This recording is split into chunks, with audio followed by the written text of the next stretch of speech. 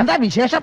അപ്പ അറിഞ്ഞില്ലേ? പൂർത്തിയാകാത്ത പദ്ധതികളായിക്കോട്ടെ, പകുതി ബന്ധ പദ്ധതികളായിക്കോട്ടെ, ഇതൊക്കെ തെരഞ്ഞെടുപ്പ് അടുക്കുന്ന സമയത്ത് ഉദ്ഘാടനം ചെയ്യപ്പെടുന്നത് ആദ്യമായിട്ടാണോ നമ്മൾ ആരെങ്കിലും കാണുന്നത്?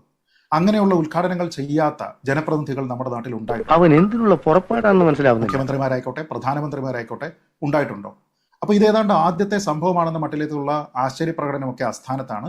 എല്ലാവരും കളിക്കുന്നത് രാഷ്ട്രീയമാണ് എന്നതിനെ കുറിച്ച് നമുക്ക് എല്ലാവർക്കും അറിയാം. ഞാൻ പറഞ്ഞതെല്ലാം മഹേന്ദ്രന് മനസ്സിലായല്ലോ അല്ലേ? ഈ ചർച്ചയിൽ തന്നെ പറഞ്ഞു 39 കിലോമീറ്റർ മാത്രം ഉള്ള ഒരു റീച്ച്, അത് പൂർത്തിയാക്കാൻ 10 വർഷം വൈകി.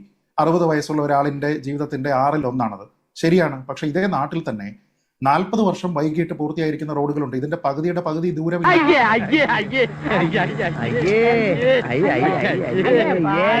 അത് 60 വയസ്സുള്ള ഒരാളിന്റെ 2/3 കൂടുതലാണ് അയാളുടെ ജീവിത കാലയളവിന്റെ. അപ്പൊ അങ്ങനെയുള്ള കാര്യങ്ങൾ ഇവിടെ ഉണ്ടായിട്ടുണ്ട്. അങ്ങനെ നോക്കിക്കഴിഞ്ഞാൽ 10 വർഷം എന്ന് പറയുന്നത് നേരത്തെ ഉള്ള അത്രയും വലുതല്ലല്ലോ എന്ന രീതിയിലായിരിക്കും ആൾക്കാർ ചിന്തിക്കുക. കാരണം കമ്പയർ ചെയ്യും എല്ലായ്പ്പോഴും. അതൊരു വസ്തുത. പിന്നെ ഇവിടെ ശ്രീ സണ്ണിക്കുട്ടി അബ്രഹാം ആണെന്ന് തോന്നുന്നു പറഞ്ഞത് സംസ്ഥാനത്തിന്റെ പേര് മാറ്റി എന്നതിനെ പറ്റി അവരുടെ ഒരു വലിയ നേട്ടം എന്ന രീതിയിലൊക്കെ. സംസ്ഥാനത്തിന്റെ പൊതുവായിട്ടുള്ള ഒരു താല്പര്യത്തിന് അനുസൃതമായിട്ട് അതിനെ മാറ്റി എന്നത് മാത്രമേ. അത് മാറ്റാനുള്ള അധികാരം ആർക്കാ ഉള്ളത്? പാർലമെന്റിനാണ്. അല്ലാതെ ഇവിടുത്തെ നിയമസഭ അങ്ങോട്ട് സംയുക്തമായിട്ട് ഒരു പ്രമേയം പാസ്സാക്കിയതുകൊണ്ടൊന്നും സംസ്ഥാനത്തിന്റെ പേര് മാറ്റാൻ പറ്റില്ല. ആർട്ടിക്കിൾ 3 ഈ പ്രകാരം മാത്രമേ ഒരു സംസ്ഥാനത്തിന്റെ പേര് മാറ്റാനായിട്ട് കഴിയുകയുള്ളൂ. അതിന് പാർലമെന്റാണ് തീരുമാനിക്കുന്നത്. ആ പാർലമെന്റ് അത് തീരുമാനിക്കണമെന്നുണ്ടെങ്കിൽ BJPയുടെ പിന്തുണ ഉണ്ടെങ്കിൽ മാത്രമേ സാധിക്കുകയുള്ളൂ എന്ന കാര്യം എല്ലാവർക്കും അറിയാവുന്നതാണ്. അപ്പൊ അതുകൊണ്ട് സംസ്ഥാനത്തിൻ്റെതായിട്ട് ഇങ്ങനെ പ്രമേയം പാസ്സാക്കി എന്നുള്ള ക്രെഡിറ്റ് നടിക്കും. കേന്ദ്രം ഞങ്ങൾക്ക് മാത്രമേ അത് അപ്രൂവ് ചെയ്യാൻ കഴിയുകയുള്ളൂ എന്ന് പറഞ്ഞിട്ട് അവർ ക്രെഡിറ്റ് നടിക്കും. അപ്പൊ തന്നെ ശ്രീ പിണറായി വിജയൻ നേരത്തെ ഇവിടെ ഒരു ബൈറ്റ് കാണിച്ചല്ലോ. അദ്ദേഹം പറഞ്ഞതെന്താ? ദേശീയപാതയുടെ നിർമ്മാണവുമായി ബന്ധപ്പെട്ട എല്ലാ കാര്യങ്ങളും ആ മുതൽ ക്ഷ വരെ നിർവഹിക്കുന്നത് ദേശീയപാത വികസന അതോറിറ്റിയാണ്. അതിൽ ഒരു തരത്തിലുള്ള പങ്കാളിത്തവും പൊതുമരാമത്ത് വകുപ്പിനോ സർക്കാരിനോ ഇല്ല എന്ന് അദ്ദേഹം അസന്നിഗ്ധമായിട്ട് പറയുന്നുണ്ട്. അപ്പൊ പിന്നെ പൊതുമരാമത്ത് വകുപ്പിന് ഒരു പങ്കാളിത്തവും ഇല്ല എങ്കിൽ പൊതുമരാമത്ത് വകുപ്പിന്റെ പ്രതിനിധി എവിടെ ഉണ്ടായിരിക്കണം എന്ന് പിന്നീട് ശഠിക്കുന്നത് എന്തിനാണ്? നാട്ടുകാരുടെ മുമ്പിൽ ഒന്ന് ഷൈൻ ചെയ്യാൻ വേണ്ടി. അതേ കാര്യം തന്നെയല്ലേ പഴയ പൊതുമരാമത്ത് വകുപ്പ് മന്ത്രി ശ്രീ G. സുധാകരനും പറഞ്ഞത്. റിയാസിനെ പിന്നെ അങ്ങനെ ക്ഷണിക്കേണ്ടതില്ല എന്ന മട്ടിലാണ് അദ്ദേഹവും പറയുന്നത്. നിർമ്മാണ ചെലവ് എന്ന് പറയുമ്പോൾ പദ്ധതിയുടെ നിർമ്മാണ ചെലവ് പൂർണ്ണമായിട്ടും കേന്ദ്ര സർക്കാരാണ്. പക്ഷെ സ്ഥലം ഏറ്റെടുക്കുന്നതുമായി ബന്ധപ്പെട്ട് 4/1 പണം, അതാണ് ഈ പറയുന്ന 5600 കോടി രൂപ കൊടുത്തിട്ടുണ്ട്. പക്ഷെ അത് പൊതുമരാമത്ത് വകുപ്പ് കൊടുത്തിരിക്കുന്നതാണോ? അത് കിഫ്ബി കൊടുത്തിരിക്കുന്നതാണ്. അത് സംസ്ഥാനത്തിന്റെ ഉത്തരവാദിത്വം.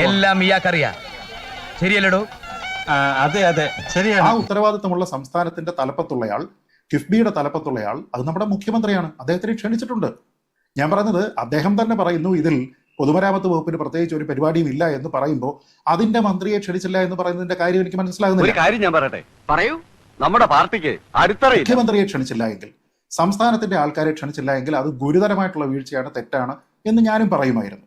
അപ്പൊ അതിനെ ന്യായീകരിക്കുന്നതിന് വേണ്ടി ഇവരുടെ പ്രശ്നം എന്താണ്? ഇവർക്ക് മറ്റു പരിപാടികളിൽ പങ്കെടുക്കാനുള്ളത് കൊണ്ടാണോ, അതോ SPG ഉദ്യോഗസ്ഥർ മോശമായി പെരുമാറും എന്നതുകൊണ്ടാണോ? എന്റെ ഒരു പേഴ്സണാലിറ്റിയുടെ വിജയമാണ്. കണ്ടിട്ട് ഇക്കാണുന്ന പേഴ്സണാലിറ്റി പോകുന്ന ലക്ഷണം. 24 മണിക്കൂർ മുമ്പ് മാത്രമാണ് ഇത് അറിയിച്ചത് എന്നതുകൊണ്ടാണോ, അതോ ഞങ്ങളെ ഈ പരിപാടിയിലേക്ക് ഞങ്ങൾക്ക് പ്രാധാന്യത്തോടു കൂടി ഞങ്ങളുടെ വകുപ്പിലുള്ള ആൾക്കാരെ ഉൾപ്പെടുത്തിയില്ല എന്നതാണോ, അതോ രാജീവ് ചന്ദ്രശേഖർ ചടങ്ങിൽ പങ്കെടുത്തു എന്നുള്ളതാണോ? ഏതാണ് ഇതിലെ പ്രധാനപ്പെട്ട കാരണം?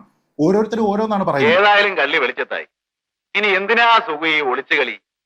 ഉള്ള കാര്യം തുറന്നു പറഞ്ഞാട്ടെ. പ്രധാനമന്ത്രി പങ്കെടുക്കുന്ന ഏത് ചടങ്ങുകളുമായി ബന്ധപ്പെട്ട് അത് ഏത് ഡിപ്പാർട്ട്മെന്റാണ് നടത്തുന്നതെങ്കിലും PMO ആണ് അതിൽ വേദിയിൽ ആരൊക്കെ ഇരിക്കണമെന്ന് തീരുമാനിക്കുന്നത്. നമുക്ക് എല്ലാവർക്കും അറിയാം. PMO ആണ് തീരുമാനിക്കുന്നത്. ആരാണ്? പ്രോട്ടോകോൾ അനുസരിച്ച് എന്താ ഇന്ന ആൾക്കാർ പ്രോട്ടോകോൾ അനുസരിച്ച് വേണം. അല്ലെങ്കിൽ ഈ ബുദ്ധി ഇല്ലെങ്കിൽ പിന്നെ പറഞ്ഞിട്ടെന്താലേ. അല്ലാതെ ആരെയൊക്കെ പങ്കെടുപ്പിക്കണം, അവരെവിടെ ഇരിക്കണം, ഈ സീറ്റിംഗ് ഓർഡർ ഉൾപ്പെടെ തീരുമാനിക്കുന്നത് PMO ആണെന്ന് നമുക്ക് എല്ലാവർക്കും അറിയാം. ഇതേപോലെ തന്നെ സംസ്ഥാന സർക്കാരിനും ഉണ്ട്. അപ്പൊ ഞാൻ പറയുന്നത് രാജീവ് ചന്ദ്രശേഖരനെ വിളിക്കണമെങ്കിൽ അത് PMOയുടെ തീരുമാനം. അത് ഇവിടെയുള്ള ആൾക്കാർക്ക് ആർക്കും കൺട്രോൾ ചെയ്യാൻ കഴിയുന്ന ഒരു കാര്യമല്ല. വേണമെങ്കിൽ നേരത്തെ ഈ പറഞ്ഞിരിക്കുന്ന പോലെ രാഷ്ട്രീയമായിട്ട് അതിനെ എതിർക്കാം. അതായത് ഒരു പാർട്ടിയുടെ സംസ്ഥാന സെക്രട്ടറി അല്ലേ, അദ്ദേഹം മറ്റു ചുമതലകളൊന്നും നിലവിൽ വഹിക്കുന്നില്ലല്ലോ എന്നൊക്കെ പറയാം. പക്ഷെ ഞാൻ പറഞ്ഞ അങ്ങനെ ഒരു ആരോപണം ഉന്നയിക്കണമെങ്കിൽ ഈ ആരോപണം ഉന്നയിക്കുന്ന ആൾക്കാർ ഇത്തരം പരിപാടികൾ ചെയ്യാതിരിക്കണം. ഈ ചിത്രം കണ്ടില്ലേ? ഇത് മുഴപ്പിലങ്ങാട് ധർമ്മടം ബീച്ച് ടൂറിസം പ്രോജക്റ്റാണ്. ശ്രീ മുഹമ്മദ് റിയാസിന്റെ വകുപ്പാണ്. ബീച്ച് ടൂറിസം പദ്ധതി ഉദ്ഘാടനം ചെയ്യാണ്. കഴിഞ്ഞ വർഷം നടന്നിരിക്കുന്ന സംഭവമാണ്. Muzhappilangad Dharmadam beach tourism project. ആരെയൊക്കെ കാണാം? ഉദ്ഘാടനം ചെയ്യുന്ന മുഖ്യമന്ത്രിയുണ്ട്, ശ്രീ മുഹമ്മദ് റിയാസ് ഉണ്ട്, തൊട്ടപ്പുറത്ത് നിൽക്കുന്ന ആളിന്റെ പേര് KK രാഗേഷ്. സംസ്ഥാന സർക്കാരിന്റെ ടൂറിസം വകുപ്പ് നടത്തുന്ന പരിപാടിയിൽ കെ രാഗേഷ് ആരാണ്? കെ രാഗേഷ് CPM-ന്റെ കണ്ണൂർ ജില്ലാ സെക്രട്ടറിയോ മറ്റോ ആണ്. അദ്ദേഹത്തിന് മറ്റെന്തെങ്കിലും പദവി ആ സമയത്തുണ്ടോ? ഇല്ല. അപ്പൊ അദ്ദേഹം എങ്ങനെയാണ് ആ ചടങ്ങിൽ വന്നിരിക്കുന്നത്? അപ്പൊ അങ്ങനെയാണെങ്കിൽ ഇവർ പറയണം ഞങ്ങൾ അങ്ങനെ വിളിക്കാറില്ല എന്ന്. അന്നത് വിവാദമായപ്പോൾ ശ്രീ EP ജയരാജൻ അടക്കമുള്ള ആൾക്കാർ ഇദ്ദേഹത്തിന്റെ പ്രസൻസ് അവിടെ ഉണ്ടായതിനെ ന്യായീകരിച്ചതാണ്. ഇത് സംസ്ഥാന സർക്കാരിന്റെ സാംസ്കാരിക വകുപ്പിന്റെ ഒരു ചടങ്ങാണ്. ദാദാ സാഹിബ് ഫാൽക്കെ അവാർഡ് കിട്ടിയിരിക്കുന്ന നടൻ ശ്രീ മോഹൻലാലിനെ ആദരിക്കാൻ ഏതാണ്ട് 3 കോടിയോളം രൂപ മുടക്കിയിട്ട് നമ്മുടെ സംസ്ഥാനത്തിന്റെ സാംസ്കാരിക വകുപ്പ് നടത്തിയിരിക്കുന്ന പരിപാടിയാണ്. എന്റെ നെഞ്ചിൽ പാണ്ടിയും പഞ്ചാരി ഒരുമിച്ച ആ പരിപാടിയിൽ ആദരിക്കാനായിട്ട് നിൽക്കുന്നത് നമ്മുടെ മുഖ്യമന്ത്രി ശ്രീ പിണറായി വിജയനാണ്. പിന്നീട് മറ്റുള്ള ക്ഷണിക്കപ്പെട്ട പ്രോട്ടോകോൾ അനുസരിച്ച് വരേണ്ടുന്ന ആൾക്കാരെല്ലാം ഉണ്ട്. അതിൽ നമുക്ക് നോക്കിയാൽ കാണാൻ പറ്റും അതിന്റെ ഒരു സൈഡിൽ വെളുത്ത ഷർട്ട് ഇട്ട് വെളുത്ത മുണ്ടിട്ട് നിൽക്കുന്ന ആളെ അതിന്റെ ബാക്കിൽ മോഹൻലാലിന്റെ ഒരു ചിത്രമുണ്ട്. അതിന്റെ നേരെ താഴെ നോക്കിക്കഴിഞ്ഞാൽ കാണാൻ പറ്റും. അദ്ദേഹത്തിന്റെ പേര് ശ്രീ MV ഗോവിന്ദൻ എന്നാണ്. ശ്രീ MV ഗോവിന്ദൻ എന്തിന്റെ പേരില? തിരുവനന്തപുരത്തെ ഏതെങ്കിലും ഒരു MLA ആയതിന്റെ പേരിലാണോ പ്രോട്ടോകോൾ? വലിയ തെറ്റായി പോയെന്ന് എനിക്ക് ഇപ്പൊ തോന്നുന്നു. ഇപ്പൊ തോന്നിയിട്ടുണ്ട് ഫലം. അതോ ശ്രീ MV ഗോവിന്ദനെ അവിടെ വിളിച്ചിരിക്കുന്ന സമയത്ത് മറ്റു പാർട്ടികളുടെ സംസ്ഥാന അധ്യക്ഷന്മാരെ എല്ലാം വിളിച്ചത് കൊണ്ടാണോ? ഒന്നുമല്ല. എന്തായി കെ രാഗേഷിനെതിരെ ഈ ആരോപണം ഉണ്ടായപ്പോൾ രാഗേഷ് സ്വയം ഡിഫെൻഡ് ചെയ്യുന്നതിന് പറഞ്ഞത് ഞാൻ കണ്ണൂരിൽ നിന്നുള്ള ഒരു MP ആയിരുന്നു എന്നാണ്. അദ്ദേഹം എന്ത് MP-യാ? രാജ്യസഭ MP-യാ. കണ്ണൂരിൽ നിന്ന് രാജ്യസഭ MP.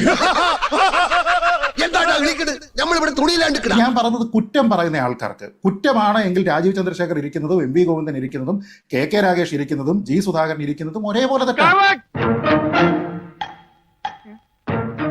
ഈ 3 സംഭവത്തിനെ ന്യായീകരിക്കുന്ന കമന്ന് കടന്ന് ന്യായീകരിക്കുന്ന ആൾക്കാർ രാജീവ് ചന്ദ്രശേഖരനെ മാത്രമായിട്ട് കുറ്റപ്പെടുത്തുന്നത് എന്തിന്? സിംഗിൾ ഔട്ട് ചെയ്യുന്നത് പ്രാണവേദന മകക്ക് വീണവായന എന്ന് പറഞ്ഞ മാതിരി CPM ഞാൻ ഇപ്പോൾ കാണിച്ചിരിക്കുന്ന ഈ 3 ചിത്രങ്ങളിലുള്ള സംഭവങ്ങളെ ന്യായീകരിക്കാനായിട്ട് ശ്രമിക്കും. എന്നിട്ട് രാജീവ് ചന്ദ്രശേഖരനെ മാത്രം കുറ്റപ്പെടുത്തും. അത് എന്ത് തരത്തിലുള്ള ന്യായമാണ്? ഇത് രാഷ്ട്രീയം മാത്രമാണ്. ഇതിനപ്പുറത്തേക്ക് മറ്റൊരു കാര്യവുമില്ല. അപ്പൊ ഞങ്ങളുടെ ആളാണോ എങ്കിൽ ഞങ്ങൾ ആ കാര്യം ചെയ്യും. അല്ലാത്ത കാര്യമാണോ ഞങ്ങൾ അതിൽ എതിർപ്പ് പ്രകടിപ്പിക്കും. ഇതിനപ്പുറത്തേക്ക് മറ്റൊന്നുമില്ല. ഞാൻ അപ്പോഴേ പറഞ്ഞോട് ഇതൊന്നും കൊച്ചി മെട്രോ എന്ന് പറഞ്ഞിട്ടുള്ള ഒരു പദ്ധതി ഉണ്ടായിരുന്നു. കണ്ണൂർ എയർപോർട്ട് എന്ന് പറഞ്ഞിട്ടുള്ള ഒരു പദ്ധതി. ഉമ്മൻചാണ്ടി മുഖ്യമന്ത്രി ആയിരുന്ന സമയത്താണെങ്കിലും ഈ പല പദ്ധതികളുമായി ബന്ധപ്പെട്ട് പല സ്റ്റേജുകളിൽ പല ഉദ്ഘാടനങ്ങളും പരിപാടികളും ഔദ്യോഗികമായിട്ട് നടന്നിരിക്കുന്നതിനെ കുറിച്ച് നമുക്കറിയാം. പക്ഷെ അത് ഇവിടെ പറയാൻ കാര്യമുണ്ട്. കേരളത്തിലെ ഏറ്റവും പ്രധാനപ്പെട്ട പദ്ധതികളാണല്ലോ. ഇതിന്റെ ഇനിഷ്യൽ ക്യാപിറ്റൽ റേസ് ചെയ്യുന്നതിന് വേണ്ടിയിട്ട് മറ്റ് അപ്രൂവലുകൾ നേടുന്നതിന് വേണ്ടിയിട്ട് കേന്ദ്ര സർക്കാരുമായി കോർഡിനേറ്റ് ചെയ്യുന്നതിനെ ഒക്കെ തന്നെ ശ്രീ ഉമ്മൻചാണ്ടി അടക്കമുള്ള ആൾക്കാർ പ്രവർത്തിച്ചതിനെ കുറിച്ച് നമുക്കറിയാം.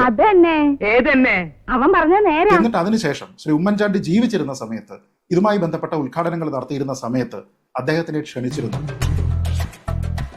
അദ്ദേഹത്തിന് ഈ പറയുന്നത് പോലെ 24 മണിക്കൂർ മുമ്പ് അല്ലാതെ നേരത്തെ അഡ്വാൻസ് നോട്ടീസ് കൊടുത്തിട്ട് പിണറായി വിജയൻ സർക്കാരിൽ നിന്ന് ആരെങ്കിലും ക്ഷണിച്ചോ? ഏതെങ്കിലും സർക്കാരിൽ നിന്ന് ആരെങ്കിലും ക്ഷണിച്ചോ? ഔചിത്യം എന്നൊരു സാധനമുണ്ട്. ഒരു മനുഷ്യനായ കുറച്ചൊക്കെ ഔചിത്യം. ഏതെങ്കിലും ഒരു കാര്യത്തിൽ ഇതിന്റെ ക്രെഡിറ്റ് മറ്റൊരാൾക്കാണ് എന്ന രീതിയിലത്തേക്കോ അല്ലെങ്കിൽ അയാൾ കൂടി തുടങ്ങിയിരിക്കുന്നത് ഞങ്ങൾ പൂർത്തീകരിച്ചതാണ് എന്നൊക്കെ പറഞ്ഞു കഴിഞ്ഞാൽ എന്തോ വലിയ കുറച്ചിലാണ് എന്ന് നമ്മുടെ നാട്ടിലെ രാഷ്ട്രീയക്കാർക്കെല്ലാം ചിന്തിക്കും. അവരെല്ലാം അങ്ങനെയാ കരുതുക. അതുകൊണ്ടാണ് ഇതെല്ലാം സംഭവിച്ചത്. അപ്പോ നാളെ നേരത്തെ തന്നെ ഇങ്ങോട്ട് എത്തണം കേട്ടോ. ശരി.